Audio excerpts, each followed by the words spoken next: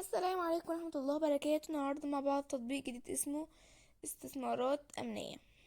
عارفين ايه العلاقة بين البصل الورد في القرن 17 والموبايل اللي في ايدك دلوقتي؟ السؤال اجابته هتصدمك وهتغير طريقتك في التعامل مع فلوسك للأبد. بس خليك معايا لغاية آخر الفيديو هتعرف السر ده. خليك معايا كسبان دايما. اهلا بيكم يا وحوش الاستثمار في حلقة جديدة. النهاردة العيار تقيل قوي. النهاردة هنفجر قنبلة وهنشرح تطبيق اسمه الاستثمار الامني اللي قلب الدنيا وعمل ضجة كبيرة.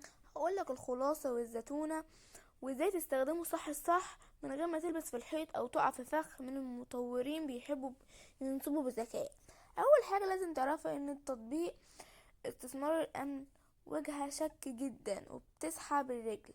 بس الشاطر ان ما تعملش سقف توقعاتك في الارباح سريعة عشان المطور بيلعب على النقطة دي طمع. ده لما تيجي تستخدمه لازم تفعل خاصية التنبيهات وترتبط بحساب بنكي فرعي مش اساسي بتاعك عشان تضمن امنك كامل. ودايما خليك فاكر ان متدفعش اي رسوم تنشيط وهم لان ده اول علامات الفخ.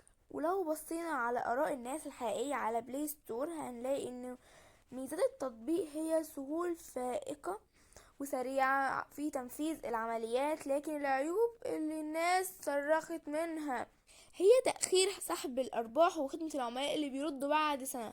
طيب المطور ده بيكسب ازاي وهو بيقول ان التطبيق مجاني؟ انا هقولك المستخبي.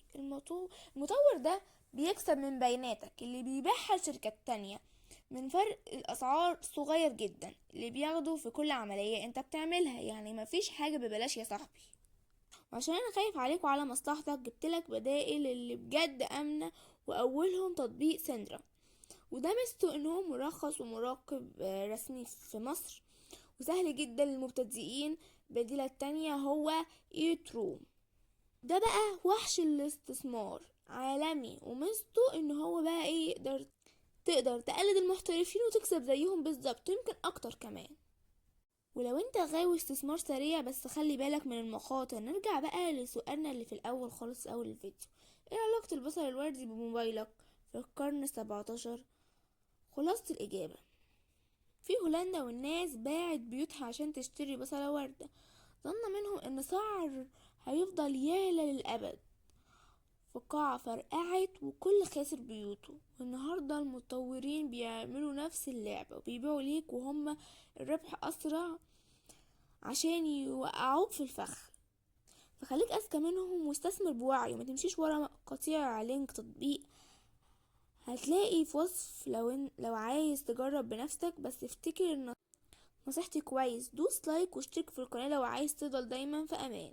سلام.